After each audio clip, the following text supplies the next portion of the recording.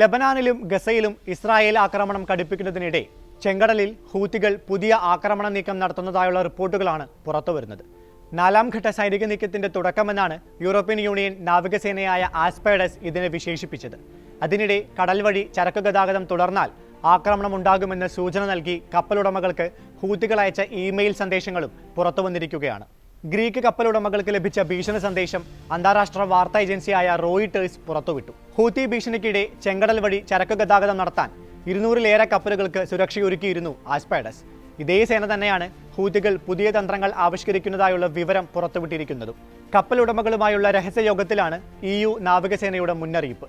ആഴ്ചകൾക്ക് മുൻപാണ് യോഗം ചേർന്നത്. കപ്പലുകളുടെ സഞ്ചാരപാത ട്രാക്ക് ചെയ്യാവുന്ന ഓട്ടോമാറ്റിക് ഐഡന്റിഫിക്കേഷൻ സിസ്റ്റം അഥവാ AIS ഓഫാക്കാൻ ആസ്പേഡസ് കപ്പലുടമകൾക്ക് നിർദ്ദേശം നൽകിയിട്ടുണ്ട്.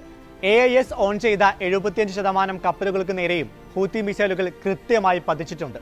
സിസ്റ്റം ഓഫ് ചെയ്തപ്പോൾ 96% ആക്രമണവും പരാജയപ്പെട്ടിട്ടുണ്ടെന്നും യോഗത്തിൽ സ്ഥിരീകരിച്ചിരുന്നു. അതേസമയം പുതിയ ഹൂത്തി ആക്രമണ തന്ത്രത്തെക്കുറിച്ചും പരസ്യമായി വിശദീകരിക്കാൻ ആസ്പേഡസ് തയ്യാറായിട്ടില്ല. ഇതിനിടയിൽ ഹൂത്തി ഇമെയിൽ മുന്നറിയിപ്പുമായി ബന്ധപ്പെട്ടുള്ള വിവരങ്ങളും പുറത്തുവരികയാണ്. ഹൂത്തികളും വാണിജ്യ കപ്പൽ കമ്പനികളും തമ്മിലുള്ള ആശയവിനിമയത്തിന് ഇടനിലക്കാരായി പ്രവർത്തിക്കുന്ന ഹ്യൂമാനിറ്റേറിയൻ ഓപ്പറേഷൻസ് കോർഡിനേഷൻ സെന്ററാണ് ഇമെയിൽ അയച്ചത് എന്നാണ് റോയിട്ടേഴ്സ് റിപ്പോർട്ടിൽ പറയുന്നത്. ചെങ്കടലിലെ ഹൂത്തി ആക്രമണത്തിന്റെ പശ്ചാത്തലത്തിൽ കഴിഞ്ഞ ഫെബ്രുവരിയിൽ രൂപീകരിച്ച സമിതിയാണ് HOCC.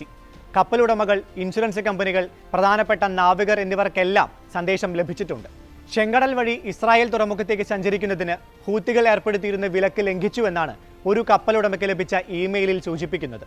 ഇതിനാൽ ഏതു സമയത്തും യമൻ സായുധ സംഘത്തിന്റെ ആക്രമണം ഉണ്ടാകുമെന്നും മുന്നറിയിപ്പ് നൽകിയിട്ടുണ്ട്. നിരോധിത പട്ടികയിലുള്ള കപ്പലുകൾക്കെതിരെയുള്ള പ്രത്യാഘാതങ്ങൾ നിങ്ങളും നേരിടേണ്ടി വരുമെന്നും വ്യക്തമാക്കിയിട്ടുണ്ട്. വിലക്ക് ലംഘിച്ചാൽ കമ്പനിയുടെ എല്ലാ കപ്പലുകൾക്കു നേരെയും ഉപരോധമുണ്ടാകുമെന്ന് മെയ് മാസം അയച്ച ഇമെയിലിൽ കമ്പനി മുന്നറിയിപ്പ് നൽകിയിട്ടുണ്ട്. തങ്ങൾ പ്രഖ്യാപിച്ച വിലക്കുകൾ ലംഘിക്കുകയോ ഇസ്രായേൽ തുറമുഖത്തേക്ക് പോകുകയോ ചെയ്താൽ കടുത്ത നടപടി ഉണ്ടാകുമെന്നും സന്ദേശത്തിൽ വ്യക്തമാക്കുന്നുണ്ട്. സുരക്ഷാ കാരണങ്ങളാൽ പേര് വെളിപ്പെടുത്താൻ കപ്പൽ കമ്പനിയും മേധാവിയും വിസമ്മതിച്ചു. ഇതിനുശേഷം 6 ഗ്രീക്ക് കമ്പനികൾക്ക് നേരിട്ടും 2 കമ്പനികൾക്ക് അല്ലാതെയും ഇമെയിൽ വഴി ഭീഷണി സന്ദേശങ്ങൾ ലഭിച്ചിട്ടുണ്ട്. കഴിഞ്ഞ ജൂണിൽ സമാനമായ സന്ദേശം ലഭിച്ചെന്ന് മറ്റൊരു കമ്പനിയും വെളിപ്പെടുത്തിയിട്ടുണ്ട്. ഇമെയിൽ മുന്നറിയിപ്പുകളെക്കുറിച്ച് പ്രതികരിക്കാൻ ഹൂത്തികൾ തയ്യാറായിട്ടില്ല. രഹസ്യ സൈനിക വിവരങ്ങളായതുകൊണ്ട് വെളിപ്പെടുത്താനാകില്ലെന്നാണ് റോയിട്ടേഴ്സിനോട് പ്രതികരിച്ചത്.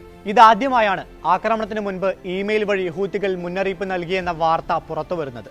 ഇസ്രായേലുമായി ചെറിയ തരത്തിൽ ബന്ധമുള്ള ഗ്രീക്ക് കപ്പലുകളെയും ഹൂത്തികൾ ലക്ഷ്യമിട്ടിരുന്നു. ചെങ്കടൽ വഴിയുള്ള ചരക്കു ഗതാഗതം പൂർണ്ണമായി തടയുകയാണ് സംഘം ലക്ഷ്യമിടുന്നത്.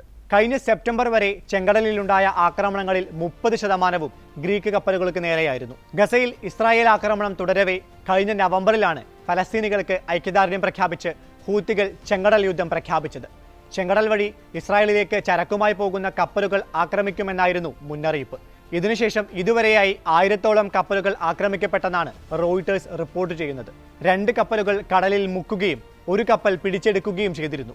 4 കപ്പൽ നാവികരെ കൊല്ലുകയും ചെയ്തിട്ടുണ്ട്.